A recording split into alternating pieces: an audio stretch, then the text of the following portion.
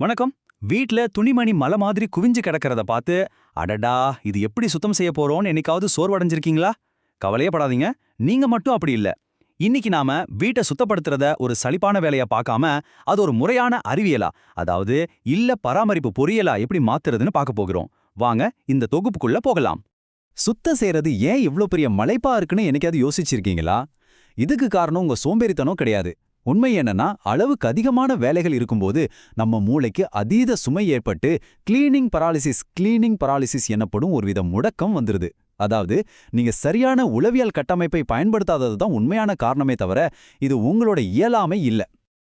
சரி, இன்னைக்கு நாம என்னென்ன பார்க்க போறோம்னா, சுத்தப்படுத்துதலின் உளவியல்ல தொடங்கி வீட்டை பளபளப்பாக்குற வேதியியல், கருவிகளோட இயற்பியல், அப்புறம் சில பிரத்யேகமான ஸ்பெஷல் ஹேக்ஸ்னு உங்க வீட்டை மேலிருந்து கீழா எப்படி ஒரு சொர்க்கமா மாத்துறதுன்னு ரொம்ப சுவாரஸ்யமா அலச போறோம். முதல்ல சுத்தப்படுத்துதலின் உளவியலை பத்தி பார்ப்போம். நம்ம மனதளவுல இருக்கிற தடைய எப்படி ஈஸியா உடைக்கிறது? இதுல ஒரு அட்டகாசமான மேஜிக் விதி இருக்குங்க. அதுதான் 33 விதி. அதாவது சரியா ஒரு 30 நிமிஷம் மட்டும் ஒதுக்குங்க. வீட்ல ஏதாவது 3 குறிப்பிட்ட பகுதிகளில் மட்டும் உங்க முழு கவனத்தையும் செலுத்துங்க. இது நீங்க ரொம்ப சோர்வடையறதையும் வேலைகள் திட்டமிட்டதை விட நீண்டு கொண்டே போறதையும் முற்றிலுமா தடுக்கும். ரொம்ப சிம்பிள், ஆனா பவர்ஃபுல். வீட்டை சுத்தம் செய்யும்போது நம்ம பண்ற பெரிய தப்பு என்ன தெரியுமா? ஒவ்வொரு பொருளையும் எங்க வைக்கிறதுன்னு அப்போதே யோசிச்சுட்டே இருக்கிறது தான். இது உங்களை அப்படியே முடக்கிடும். அதுக்கு பதிலா ஸ்டேஜிங் முறையை பயன்படுத்துங்க. அதாவது பிறகு பார்க்கலான்னு ஒரு கூடையை வச்சு குழப்பமா இருக்கிற பொருட்களை அதுல போட்டுடுங்க. உடல் உழைப்பையும் இந்த மாதிரி சிறு சிறு முடிவெடுக்கும் வேலையும் தனித்தனியா பிரிச்சிட்டிங்கன்னா உங்க எனர்ஜி குறையாம அப்படியே மெயின்டைன் ஆகும். மனதளவுல தயாராகிட்டோம். இப்போ நேரடியாக களத்துல இறங்குவோம். வீட்டை ஒரே நாள்ல தீவிரமா சுத்தப்படுத்துற ஒன் டே பிளிட்ஸ் ஊத்தி இதோ. சுத்தம் செய்யறதுல எப்பவுமே புவியீர்ப்பு விதியை நமக்கு சாதகமா பயன்படுத்தணும். அதாவது மேலிருந்து கீழ் முறை. முதல்ல ஃபேனையும் மேற்கூரையையும் தொடங்க. அதுக்கப்புறம் டேபிள் மாதிரியான மேற்பரப்புகளை சுத்தம் செய்யுங்க. ஏன்னா மேலிருந்து விழும் தூசிகள் எல்லாமே கடைசியா தரையில தான் தங்கும். அதனால தரையை இறுதியா சுத்தம் செய்யும்போது எல்லா தூசியும் முழுமையா அகற்றப்படும். இந்த முறையை பின்பற்றினா எந்த ஒரு இடத்தையும் நீங்க 2 முறை சுத்தம் செய்ய வேண்டிய அவசியமே வராது. அடுத்து ரொம்ப சுவாரஸ்யமான பகுதிக்கு வந்திருக்கோம். சமையல் அறையிலையும் குளியல் அறையிலையும் நாம பயன்படுத்துற கிளீனர்களின் வேதியியல். சரியான வேதியியலை பயன்படுத்தினா நீங்க கஷ்டப்பட்டு தேய்க்க வேண்டிய அவசியமே இல்ல தெரியுமா? சமையலறையில இருக்கிற பிசுபிசுப்புக்கு அதிக pH உள்ள பேக்கிங் சோடாவை பயன்படுத்துங்க. அதே போல குளியலறை கரைகளுக்கும் உப்பு தண்ணி கரைகளுக்கும் குறைந்த pH உள்ள வினிகரை பயன்படுத்துங்க. சரியான கெமிஸ்ட்ரி உங்க பாதி வேலையை கரைச்சிடும். இந்த அட்டவணையை பார்த்தாலே உங்களுக்கு அதோட மேஜிக் புரியும். ஆனா இங்க ஒரு மிக முக்கியமான எச்சரிக்கை. எந்த காரணத்தை கொண்டும் ப்ளீச் மற்றும் அம்மோனியாவை ஒன்னா கலந்துராதீங்க.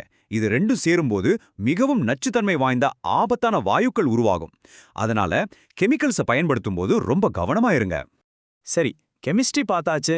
இப்போ பிசிக்ஸ், சுத்தம் செய்யும் கருவிகளுக்கு பின்னால் உள்ள இயற்பியல் என்னன்னு பார்ப்போம். ஒரு சாதாரண துணியை எப்படி ஒரு சிறந்த கருவியா மாற்றுறது? மைக்ரோஃபைபர் துணிகளை பத்தி கேள்விப்பட்டிருப்பீங்க. அதோட ஜிஎஸ்எம் அளவு, அதாவது அடர்த்தியை வச்சு தான் எல்லாமே இருக்கு. எலக்ட்ரானிக் பொருட்களுக்கு குறைந்த அடர்த்தி கொண்ட துணியும் சமையலறை கரைகளுக்கு அதிக அடர்த்தி கொண்ட துணியும் தேவை. உங்க பயன்பாட்டிற்கேற்ப சரியான அடர்த்தி கொண்ட மைக்ரோஃபைபர் துணிகளை தேர்ந்தெடுக்கும் போது அது பாக்டீரியாக்களை ரொம்ப ஈஸியா சிறைப்பிடிச்சிடும். அதே மாதிரி அந்த துணியோட தையல் அமைப்புகளும் ரொம்ப முக்கியம்.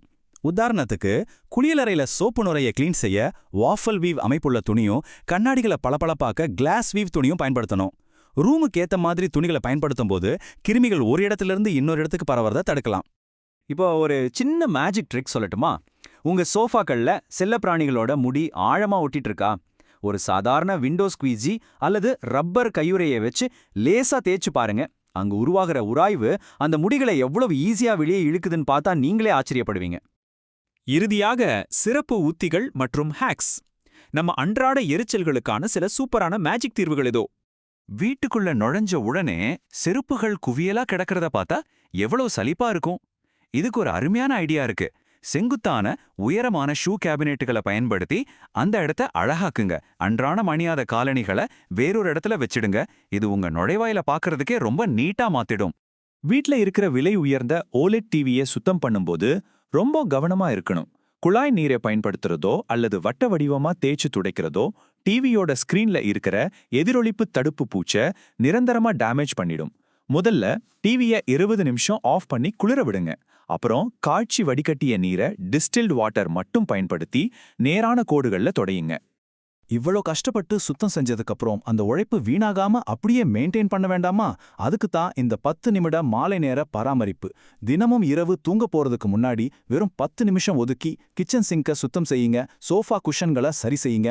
இந்த ஒரு சின்ன பழக்கம் உங்க வீட்டை எப்போதுமே சுத்தமா வச்சிருக்கும். நாம இந்த தொகுப்போட முடிவுக்கு வந்துட்டோம். வீட்டை சுத்தம் செய்யறது ஒரு சலிப்பான வேலை இல்ல, அது ஒரு சிறப்பான அறிவியல்னு இப்போ உங்களுக்கு புரிஞ்சிருக்கும்.